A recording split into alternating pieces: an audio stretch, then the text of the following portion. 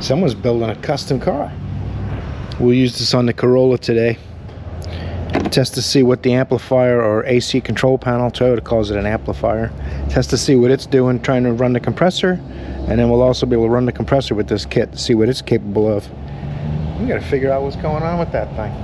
That car is one of those times where you've done it the way it normally works, 49 out of 50 times, and the one time it gives you trouble, you're going further. That's when the hardcore diagnosis stuff comes in, because this isn't a power or ground. This is either compatibility, bad aftermarket compressors, or an amplifier that can't quite pull the compressor to 100% for max cold. If you've been watching the videos on that car, you're aware of what's going on with the symptoms. We just haven't figured out why it's doing it yet, but we're gonna.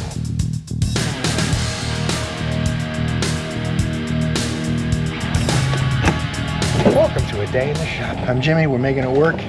We got a lot of weird stuff going on lately. I don't know if it's bad juju, someone's got a voodoo doll, but we'll figure it out. Every once in a while in this business, when you're fixing problems all day long, you come across a rough patch, a week or two where just things don't feel like they're ever going right. And if you're a little frustrated about the way things are going, it doesn't help, it makes that a little worse. So it kind of complicates things pretty badly. So all you can do though is keep your head down, keep it screwed on straight, keep rolling, because you hear them banjos right behind you, and you get it figured out. You got to be patient.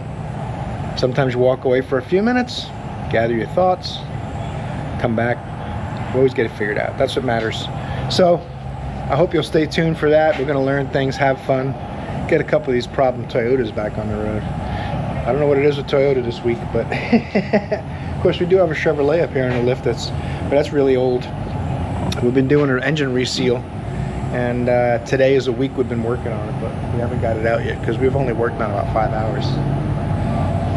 Joe found the this has an auxiliary battery for the wheelchair accessory stuff, and that battery was discharging the system. He had to disconnect the battery from the rear to get it to stop killing the main battery.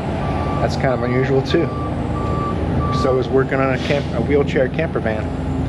The Chevelle we worked on yesterday, that one I just tightened the belt for him, and it needs a couple of little things, nothing major. Pretty decent car really. But anyway, we're not here for that stuff. We're here to fix regular cars, hopefully. Oh, speaking of regular cars, we've got an old Mercedes. It had to be inside and not a lot of room because the window doesn't work on the driver's door. So this guy uses this as a daily driver.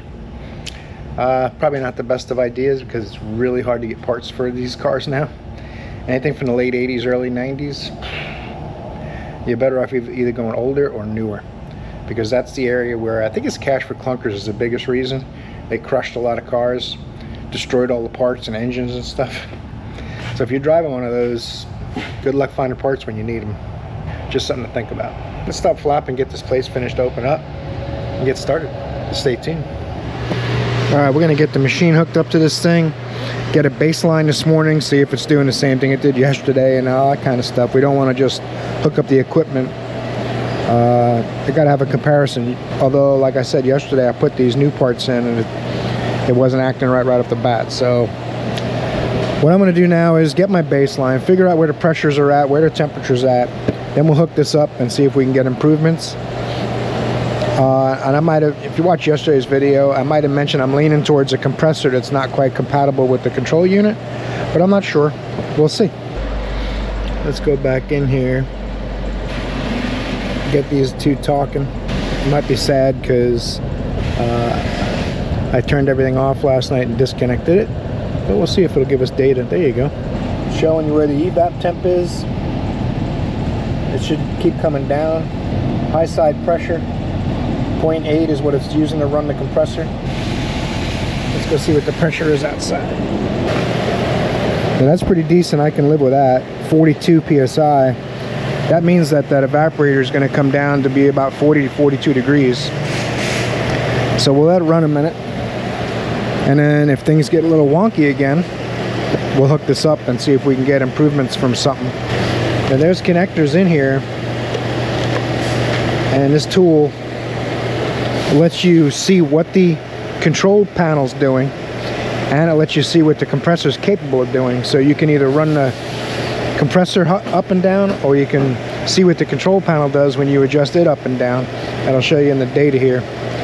So these connectors are, this is probably one of the common Toyota connectors on it right here. So I believe you do, it's been a while since I used this thing. I haven't, honestly, we bought this about, I don't know, 7 years ago, and I've used it twice.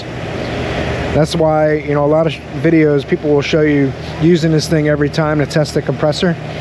But I've probably done, I don't know, 150 AC compressors in the time we've had this, let's say.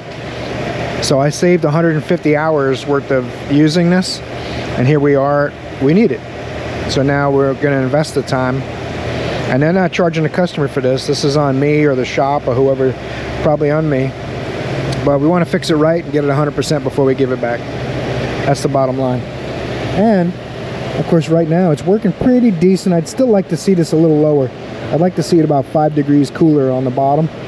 Low side pressure is temperature. So the evaporator temperature and that low side pressure are exactly the same, or within a couple degrees. There's some efficiency losses and things. You can see this. You can see how much this pipe is sweating. Let's get the thermometer in the car. To get this Kaiweets infrared camera going, it takes a second to boot up. About 20 seconds actually, but the little green, you see the green numbers bouncing around? That's the coldest temperature. So where I have my target, it shows really close. I can move it to wherever that green thing moves. So we're pretty cool this morning. It's not the best. Some of these, there you go, high 30s. That's, most of these Toyotas, high 30s is what you'd expect to see if everything's perfect. So right now everything's perfect. That's one of the interesting things about this job, being a mechanic. You're fighting odd problems, intermittents, ghosts, whatever the case may be. Who knows what, like I mentioned earlier. I don't know if there's some voodoo dolls involved or something, but it's ice cold right now. I might have to let it heat soak again and get it to act up, and then we can try that little tool at that point. Right now, if I try that tool, we're not going to get an improvement because it's working correctly. But what'll happen is, say this panel can only get that compressor to work to 85%, let's say, because of a slight compatibility issue. If it only gets to 85%, it'll feel really good in the morning when it's not hot. And as soon as it gets hot enough, even though everything's working basically the same, but the heat soak takes away efficiency. So that last 15%, it needs to really cool everything down so it's got a good bite to it. You won't get when it heat soaks. Evaporator fin thermistor shows 51 degrees, and it's actually colder than that. And we're at 39, and it shows 49 here. And if I put this window up, it'll get even colder. This thing's working great right now. All right, we'll come back to it once I get a little heat soak in it and see what it does. I think I'm gonna put that inverter converter on that Prius and see if we get a change. They got that from the salvage yard for 150 bucks. So it'll either make it better or make it worse or no change. Those are the only 3 possibilities really any day. We're having fun. That's all that really matters. Getting unusual problems sorted out, that's when the diagnostic stuff really gets kicked into high gear. Oop, he's carrying red envelopes around, got a stack of envelopes. Everyone's tied up. Omar's doing a AC job under warranty, and a timing cover on that GMC car in the first bag. Jace is doing a big tune-up suspension job on like a Hyundai Genesis type of SUV. Got struts and shocks and spark plugs and a coolant flush and a brake flush and some other things. Not sure what Joe's doing. He's checking the car. Someone's friend put an engine in for him, and there's a couple of issues with it, other than had a bad battery terminal connection. So you got it to where it starts, but now the transmission doesn't work. It needs a transmission. Apparently they put fluid in it. They did bolt up the converter. We were wondering if they bolted the converter up, but they did. So something going on with the transmission. And I've got the Corvette on the back pad, this problem Toyota Corolla, and a problem Toyota Prius out in the back. And they're taking in more work, so it'll be interesting. There's no bays. I could pull this out though. This is the flat rate world. And to make it even more exciting, we got homeless guys walking around out in the parking lot. All right, I'm gonna put this inverter converter in here. I pulled a big safety plug out. I don't know if I showed you this, but this is the key to not getting hurt real bad or worse, you lift this lever up, slides straight up, and then it tilts back and comes out of the plug. They tell you put it in your pocket, but no one's walking around with that in their pocket. If you see someone working on a hybrid car, don't be plugging stuff in and you're not the one working on it. That's why they want you to carry it in your pocket, so someone won't decide to plug it in for fun or something. I don't know what their theory is. They're probably trying to eliminate liability for themselves by telling you that, I guess. In any event, you guys saw me take this apart last time, right? I gotta take the wiper cowl back off. I'm gonna change this whole thing out with a salvage one. Let's see what happens. It's definitely worth a try. The gloves that we have for working on these with the cover off and that plug in, the gloves don't pass inspection, so we need new ones, and they're 60 bucks. Just 3 bolts hold it in. Once the wiper cowl is out of the way, take the cover off so you can get this plug out. All the other plugs are external. Just this one requires you to take the cover off. So one torqued for some reason. I thought someone had lost a bolt and used that, but the one we got from salvage had 1 bolt in it too. 1 torque's in it too. I don't know why. So anyway, I'm gonna put it in real quick. We'll come back seeing if it works.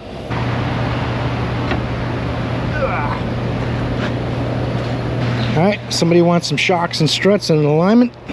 We're gonna put this thing on hold and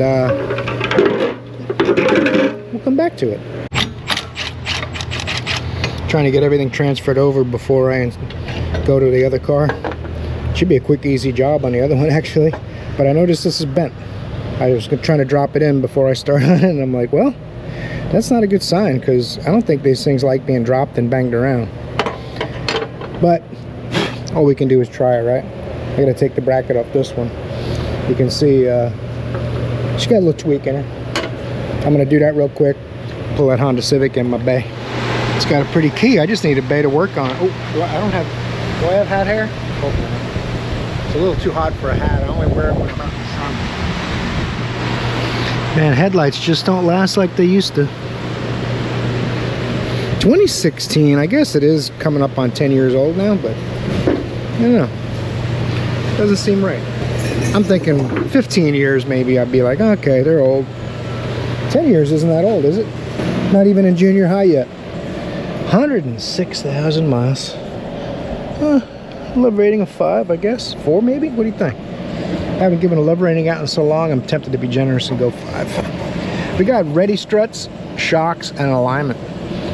It's like a 4.5 hour ticket. Should be nice. Best ticket probably we're gonna get this week. Let's make it count. I'm gonna say it's 9:30. 9:30 according to the Making It Work clock. See how long it takes. Some of the ugliest tires ever, aren't they? They look like snow tires. I think they're supposed to look like performance tires, but the sides look like a truck tire or a snow tire. The tread, What do you think? No locks. Let's grab a 19, get these wheels off of here.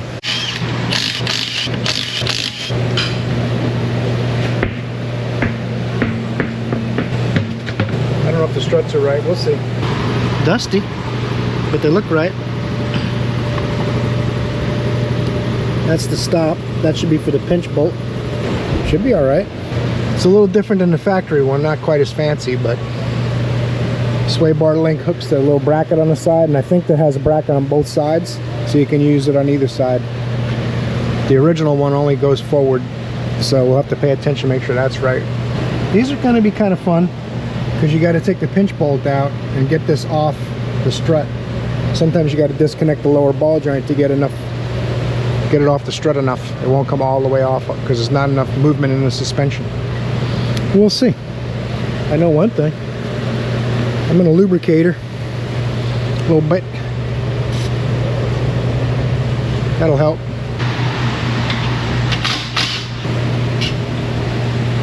Was not expecting the sway bar to come out that well. Usually the stud wants to spin too much, but it came out. 17 on the pinch bolt. There's no nut on the other side. It threads into the knuckle. Let's see how much movement there is. I don't think it's going to go, but I sure want to try. Sometimes you can get it out of the strut tower enough to pull it out and lift it out of the, but it's been a while since I had any of them work like that. I might need to take this bracket off so the hose and ABS wiring doesn't get any tension on it. And then the ball joint nuts, 3/17s, and the ball joint comes right off, so you don't have to battle with that too much. I think we'll just do that. Hopefully I don't have to take the axle out to get enough room to lower it too. We'll see. That's why it pays a pretty decent amount of labor, I'm thinking.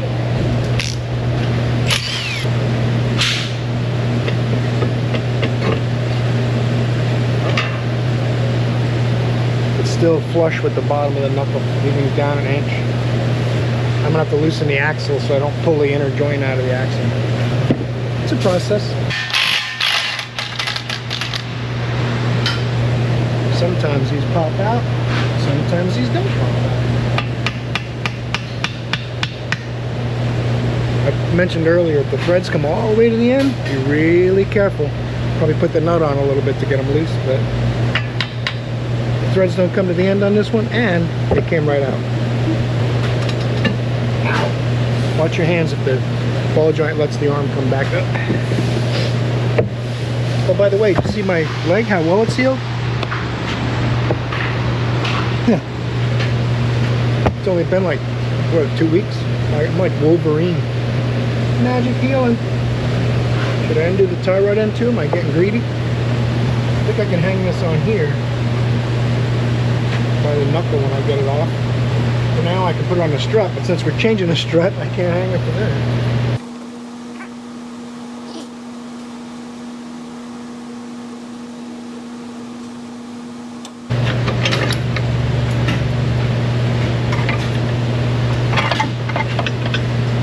Easier than it looks. If you have an assistant, now's the time to get one. Oh, don't do that. That's not what we want. I can edit that out more. A little more slack than that. I'll figure something out. I'm going to need some way to hold this up while I do the strut. And then we can slap it all back together. Once I turn the camera off, I was able to balance it precariously. I got to lower it down, get the 312s or 14s at the top, get the new strut in place, we'll go back together.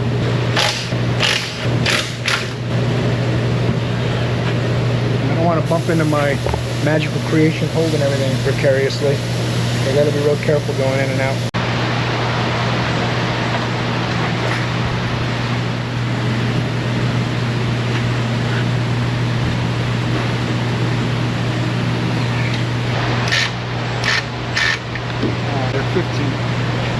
Yay, turkeys.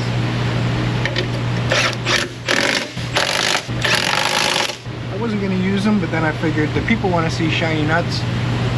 There you go. Now you've seen them.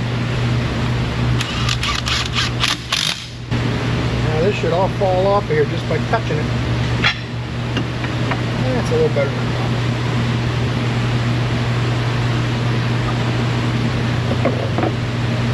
To get this on the strut first and foremost.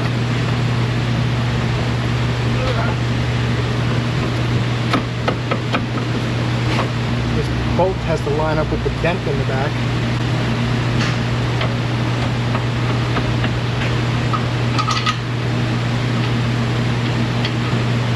That won't go anywhere.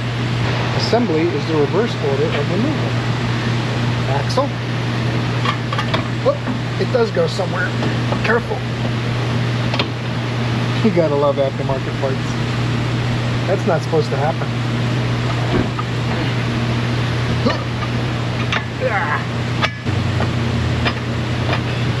Wow. Well, there's a little ear sticks down, goes in this crevice or crack, whatever you want to call it. Hold it up with one hand and use my other hand to tighten it with my impact. See how it goes.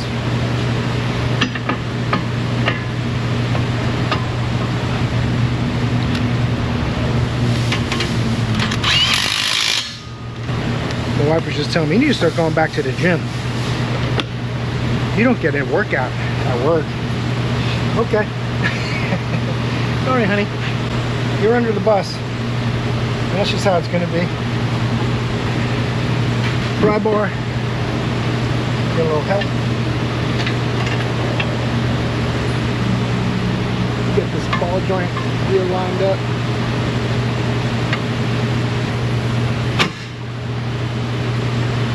Got it. The 2-bolt struts are so much easier than these.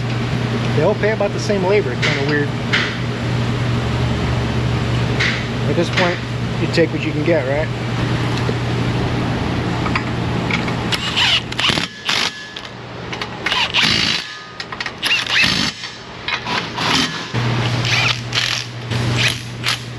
One thing I don't get at work, as far as exercise types of activity goes, they don't get cardio where you're doing like endurance. Well, you're less likely to get shortness of breath as soon and things like that. So she's right to some degree. But you would have had to stay tuned to know that. You tuned out after I made my wisecrack, and you missed out on the part where I recover.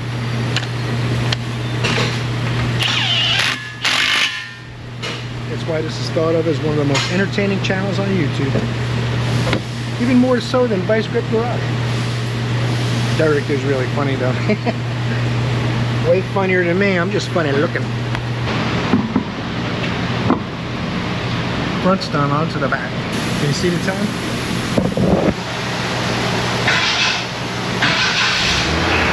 $10:25. So it'll take about 55 minutes. We'll do the back. Hopefully the back will take 30 to 45 minutes. I'm not. These back shocks look like they might go into the trunk or something. We'll see. And a quick wheel line. Easy peasy, lemon squeezy. Oh, I see something up there.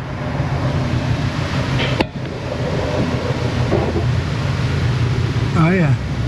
2 12s hold a mount in from underneath. I might have taken the wheel liner down, or some of these will have the factory slotted wheel liners to get to bolts and stuff like that. Some of them.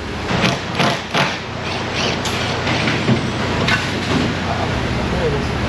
It was in there somewhere. 17 on the bottom. Might require some kind of ratchet wrench because it's trapped by the coil spring. Come up with something.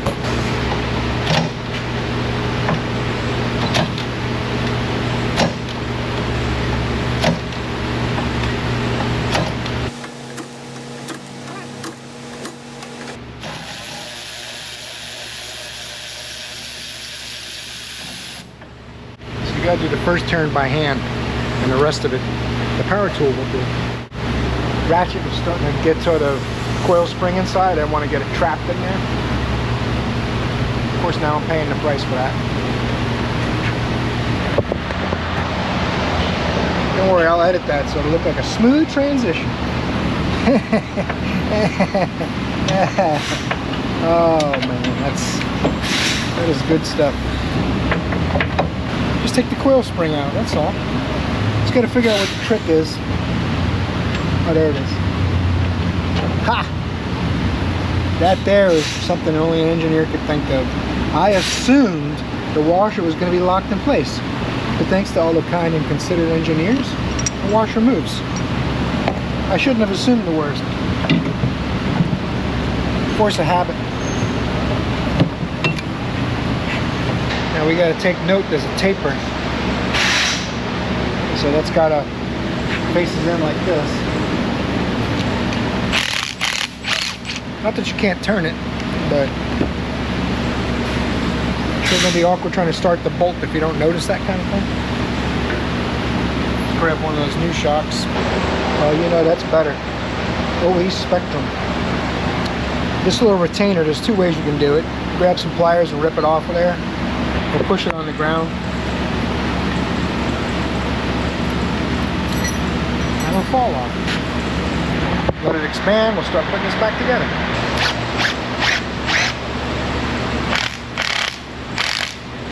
Tweaking this sideways will help it kind of catch the shaft. And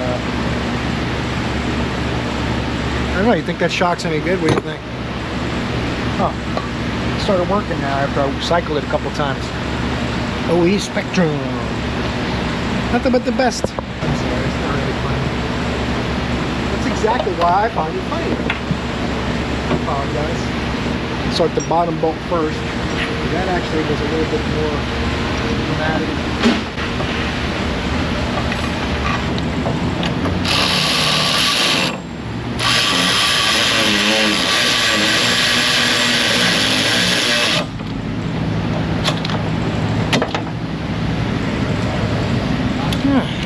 Next, those two upper bolts.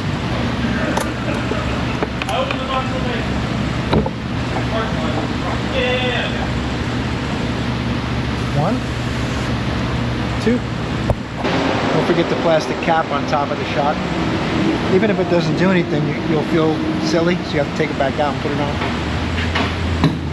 At least that's what I've heard. Some people don't watch the whole video, they'll skim right over that part. They don't know what I'm talking about. You know, like the kids in school that were staring out the window during class? Yeah.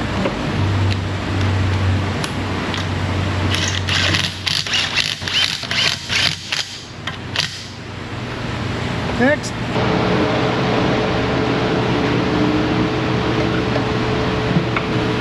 It's always easier on the second side. All right. Just about 11 o'clock, so about an hour and a half. Got to torque the wheels, a wheel alignment.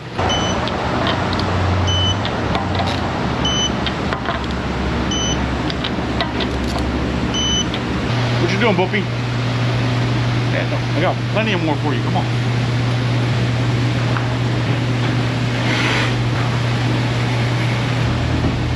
They're not dumb either. They're not dumb because I went to racetrack. They did the 10 off, and then when you go outside, they're not dumb. They like to keep you locked in. Yeah, exactly. We are going to lock the brake pedal so we can do our caster reading. I'd really be surprised if this is very far off. Why do I do it to myself? I shouldn't have done it. Oh well. I like living on the edge. If nothing else, it'll just make the show more entertaining. Lefty.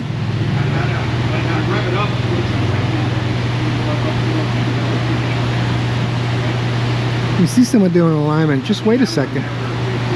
That's what I'm saying. Oh, that's nice.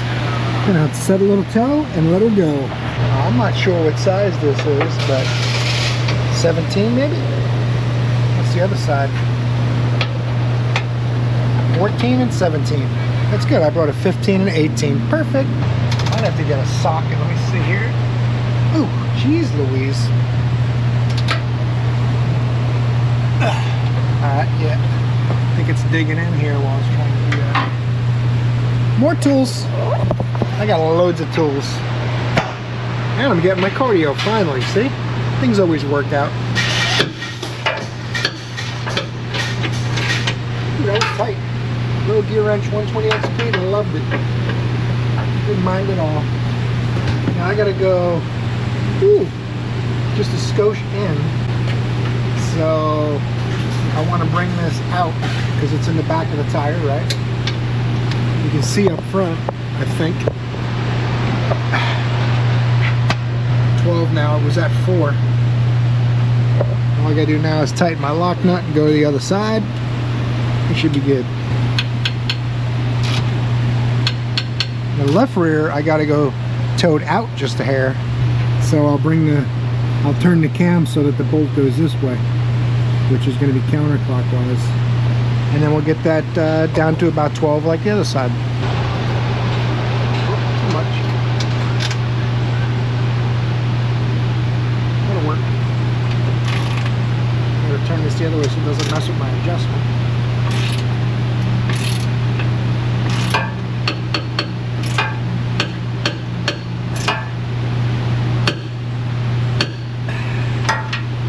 All that tight. We're gonna go to the front and I'm gonna find out what's missing from here. Got some screws missing.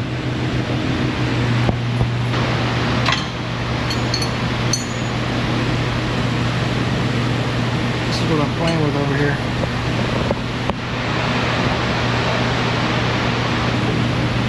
it's all tight.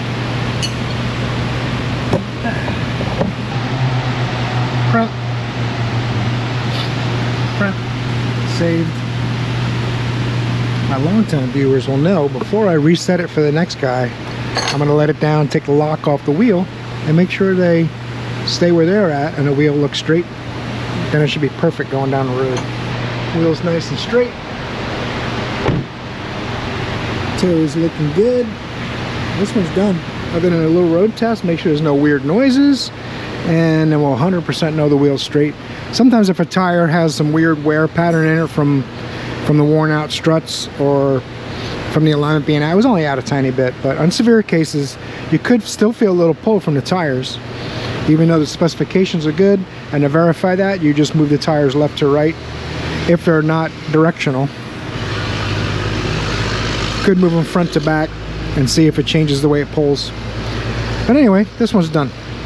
We'll come back to it if it's not, but I bet you it is. Let's get a little air out of this thing, get some coolant in it, make sure that's all good. We'll go try this thing out. You have to check the coolant system for air a couple more times after we let it run a little bit. Probably we'll check it again. It doesn't hold a ton of coolant, so you got to make sure there's no air. But I'm anxious to try it out and see what happens. We got to clear all the codes, see what codes we get back, sprinkle with holy water, see what happens. I don't have a lot of faith in this junkyard part since the brackets were bent. It was manhandled way more than when I took it in and out.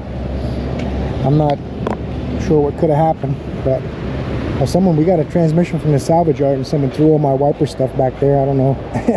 Hopefully it's all there. We'll see. Turn the key on. I think I might have actually cleared codes this morning. So if this one's good, maybe we won't have any codes. But we're gonna check. Man, it's hot out here in the sun, but the car didn't move very well and I don't want to risk hurting something, so I just did it out here. No codes. Let's fire it up.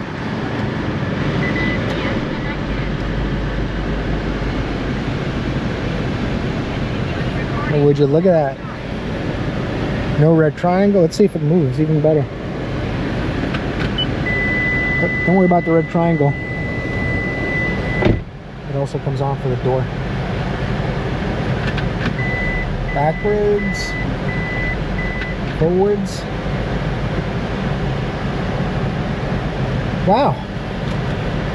So what do you guys think could have possibly happened to the inverter when I took it out and put it back in? I mean, it couldn't have been because I manhandled it, because this salvage yard one has been through some stuff, but it's working. Let's put the wiper cowl in there and take it for a drive. See if it's still working after that. I do have to, like I said too, I'm going to double check the cooling system for the inverter, make sure the air is out of it. I wish I could tell you what had happened, but something in that inverter decided to let go. Maybe that was an intermittent problem that finally showed itself after I happened to be done with it. I'm not really sure. Trials and tribulations. The life of a mechanic. It's almost like General Hospital or Peyton Place, or what are those soap operas? Same kind of thing. But you don't have to pay for a subscription. Wait a second, you didn't have to back when those shows were on TV either, did you? TV was free back then. Let's not brag yet, but so far so good. Alright, the old girl heat soaked. Blowing cold, but not as cold as it should be. That's been our problem. I got this plugged in. This is the output from the amplifier going to the tool, and I got it plugged in the compressor downstairs, so the tool can control it or show you what the car is trying to tell it to do. We can check resistance right here. 13.3 ohms at the compressor, which from memory that's a little high. I thought it was supposed to be 8 to 11 ohms, but we'll start it up and we'll see what it shows for percentage being run from the computer. And like I said, I've used this tool like twice, so it's not very often we come across this kind of unusual problem. But we also don't put in ABS modules in Priuses and have the inverter go bad. So lots of possibilities in this industry. I've got my data. I know where my target temp and my evaporator temp are. Everything's running right now. It's showing 85 to 87%.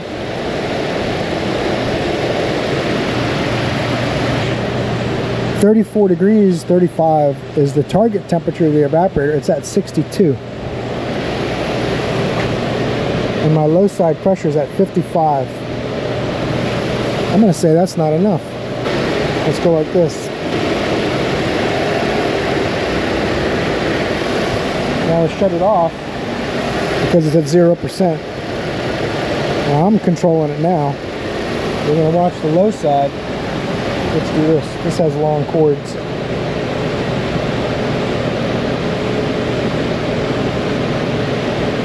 We'll see when it starts to pull the low side down. If it's working correctly. There it goes, around 50%. Starts pulling the low side down. 60%.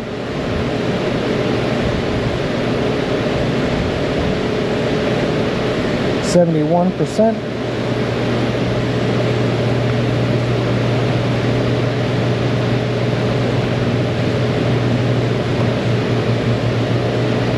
That is it. That's the most it'll go. So that means 84.3% is the same as 100%. That means maxed out. So that tells me this compressor can't pull the low side down. We already put 2 in. So, and I was already telling them I think we're going to need to get a compressor from Toyota, but I want to verify it. So this thinks that's maxed out. We'll put it back on normal mode. The dash panel of the car actually pulls it further than the tool will. Let's see if the pressure changes here.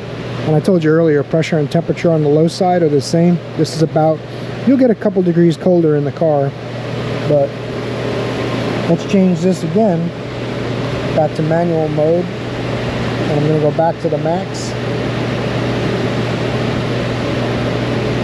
See if the max is the same again as well. 84.3.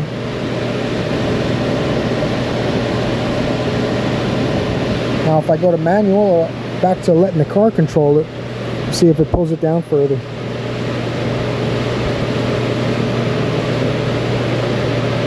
A tiny bit, not a huge difference, but a tiny bit. It's showing a higher percentage than the tool can do.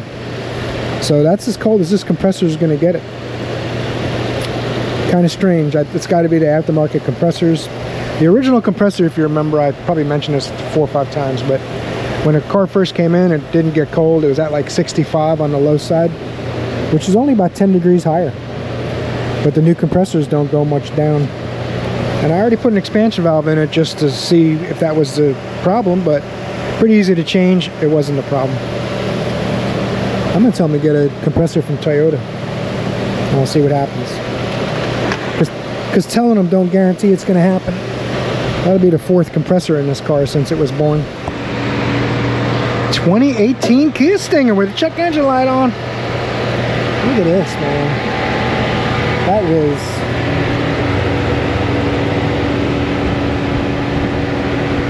holy moly, man. That headlight, both of them are done.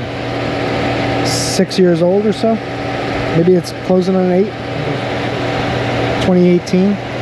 I guess it is a little older than I'm thinking, but man.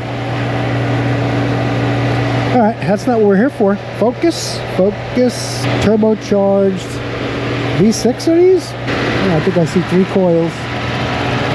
Okay, let's grab the scanner and take a look. I think it's got 122,000 miles on it. Might as well enjoy some AC while we're in here. Uh-oh. Someone's getting Mighty Vac tools from the Matco man. There he goes.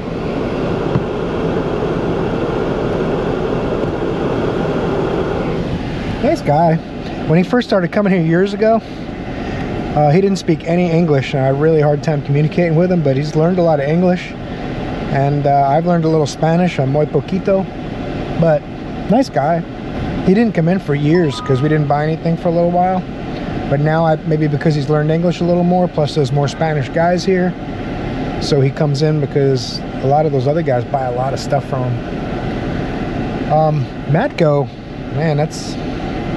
I bag on Snap-on because of their prices, but Matco is as expensive as Snap-on, and everything they sell is rebranded. So to me, it seems a little worse. Even though I kind of like the guy, so it's not impossible for me to ever buy anything from him. it would just have to be something I really needed right away, or something you had a good deal on. I've been doing this so long now, I rarely even go on the tool trucks anymore. I only go on the tool trucks anymore if I got something broken, or I'm not a great customer for them, because I've been doing this so long. I basically have almost everything they have on most tool trucks. My days of buying stuff so that the tool guy would keep coming in are over. I used to buy stuff, just try to think of something to buy, because I was down to 70 bucks. I had to buy something to get it back up so he would come in every week and warranty my tools. And as I've gotten older, I realized a 10mm socket's like $11. So why are you spending hundreds of dollars so they'll warranty out your $11 socket, right? So anyway, just a different mindset when you get a little older, I guess. And babbling while the tool works, there's nothing wrong with that either. That's something you do as you get older, I guess, too. Cylinder 3 misfire, rain sensor module LIN fault. I was really mad at the rain sensor. So we're focusing on is cylinder 3 misfire. We'll bring up some misfire data and see what that looks like. Give this thing a love rating of 6. Looks pretty decent, nothing too crazy. Takes decent care of it. Let's see if it's under special function. No. Actuation test. Ignition coil, injector disable. Nope. It lets you do all kinds of stuff, so it must be in regular data. Every car is a tiny bit different. Every scanner is a tiny bit different. It'll either be on the C for cylinder or M for misfire. Injection time. 228 lines of data. That's a bummer. It's got to be in there somewhere, buddy. Read fall code. No freeze frame. All right, let's go here. Man, I really thought they would have it somewhere. I thought Kias had a misfire data somewhere. Ignition coil. You know what I could do? Just pull the coil out of cylinder 3 and take a look at it. He said when he accelerates heavily, it shakes and the light comes on, and the light goes back out when he lets off the gas a little bit. That's a definite indication of ignition problem. But you know, we don't throw parts in here without diagnosis, so all right, let's pull the coil out of cylinder 3 and see what it looks like. It seems easier than hunting around in here. I was going to try to power brake it and see if we could catch the misfires ourselves, because that would be cool if we could. But what I'll try doing instead is I'll look at the ignition output value, because these are like Toyotas. They'll have a sensor wire. When it fires the coil responds with, hey, we fired a spark. It says fire another one. It says, hey, we fired another one. And they can talk. So we'll take a look at that, see what that looks like. Graph with cylinder 3, right? PO303. Yep. 1 is going to 0 very rarely. 3, I guess, kind of rarely, but more than the others. This is what I would expect it to look like. This one's pretty good. 2, cylinder 4, pretty good. Cylinder 3, the cylinder that is misfiring, goes to 0 quite a bit. So it's really upset at cylinder 3 coil. It's not getting the proper feedback because the coil is probably acting up, like I said. But I just wanted to show you there is some ways, but it's not as nice as seeing that hard misfire in data. So let's go look at cylinder 3. Well, that's going to present a problem. You got to take the plenum off to get to the spark plugs and coils on the right side.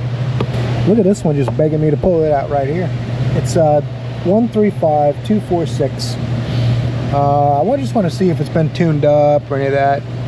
I might recommend all new spark plugs and the one coil. And we'll take a look at it and see what's going on. I'll have a better idea of how far we need to go.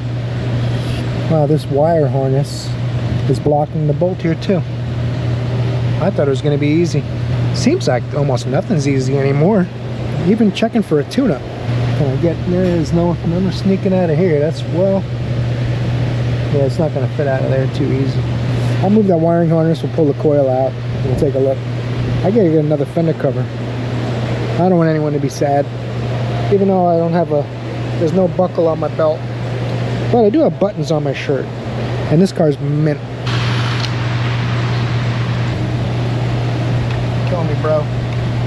Usually what'll happen is it'll burn through on the side of this plastic insulator here. Sometimes you can get just the insulator without the coil. Sometimes you just want to replace the whole coil. That don't look too good. Looks like a regular size spark plug. Beat it. You heard me. Got a lot of threads apparently. Oh my goodness. That's the original NGK spark plug with 122,000. Ah, that's hot. 122,000 miles. So the problem is with the plenum over the coil, I already know I don't like the way the burn time looks in the data. And I gotta take the plenum off just to get a good look at the coil. I'm gonna recommend a tune-up and a coil, and we'll get a good visual on it while we have it apart. If I don't see anything apparent, I'll be sad, number one, and number two, we'll just move some stuff around so it's not under the plenum. I think we'll be good. At this point, with the amount of data I've collected, I'd be shocked if it wasn't a coil. 122,000 miles on a spark plug, also not a good idea. I do think there's 100,000 mile plugs, but let me let them know what I found on this. I gotta do the inspection real quick, make sure the brakes, tires, and stuff are safe, the lights all work, and we'll see if we get to go further on it. 2021 Kia Forte. Customer says my lights are all on the dash. He didn't mention the fact that it doesn't move and we had to push it in. The transmission's not doing nothing. It works a little bit in reverse, not in drive. He didn't mention this either. It's got 100,000 miles worth of abuse. I'm getting a glaucoma treatment as well, which is, you know, whatever. I mean, you know, whatever you're into, that's fine. I don't know what's going to come of this one. I can't run it much. It's going to run out of gas soon. You can see the gauge is below empty. And it says 20 miles to empty, which means about 30 or 40 minutes worth of idling. It'll probably stall. He's been looking at vehicle speed sensors on eBay and stuff. So maybe a long time ago. I'm not sure what's going on. The air works. I mean, the car's only 3 years old. I don't...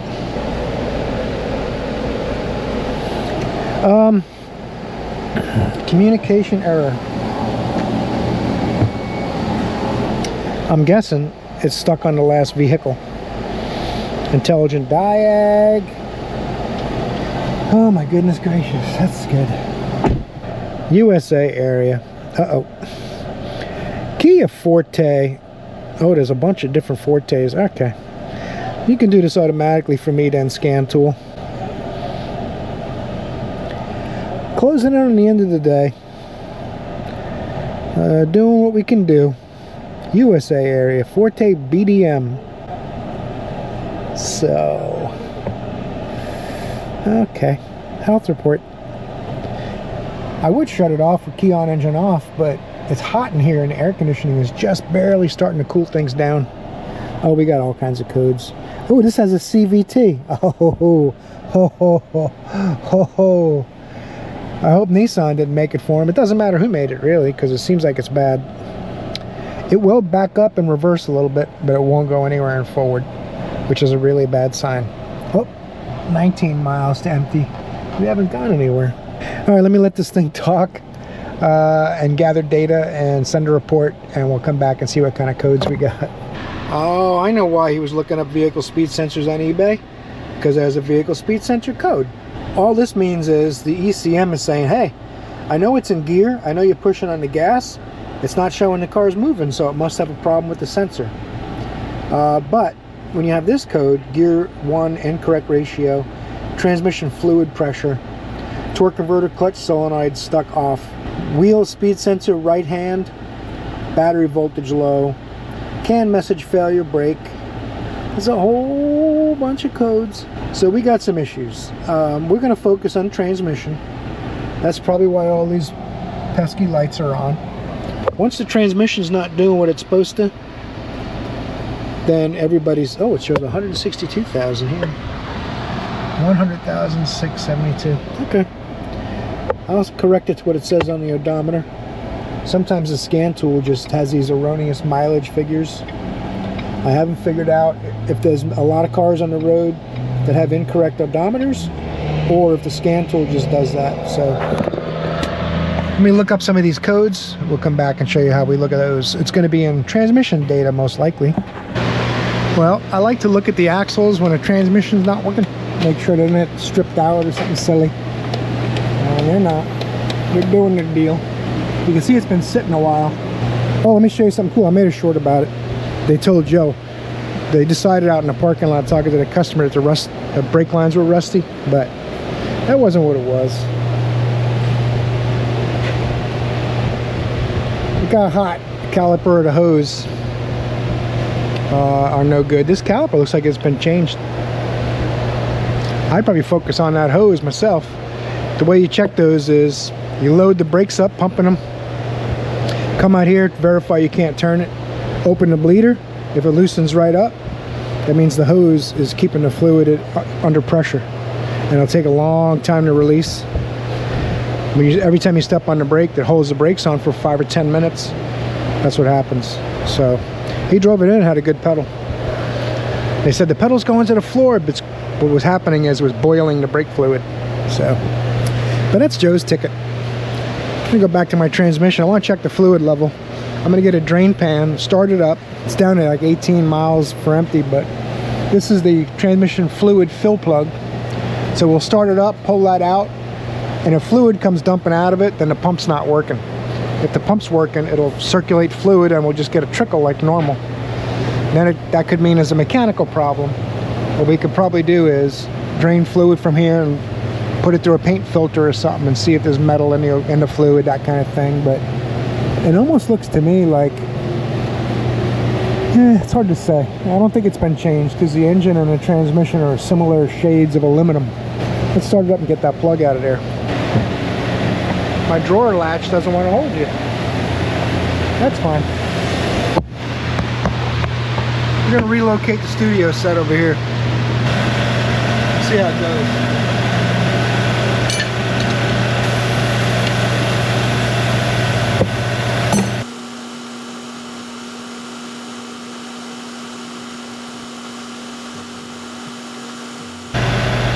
Could be low on fluid. Let's get some CVT fluid and see what happens. Oh wait, I see fluid in there. It's trickling out. Let's try this.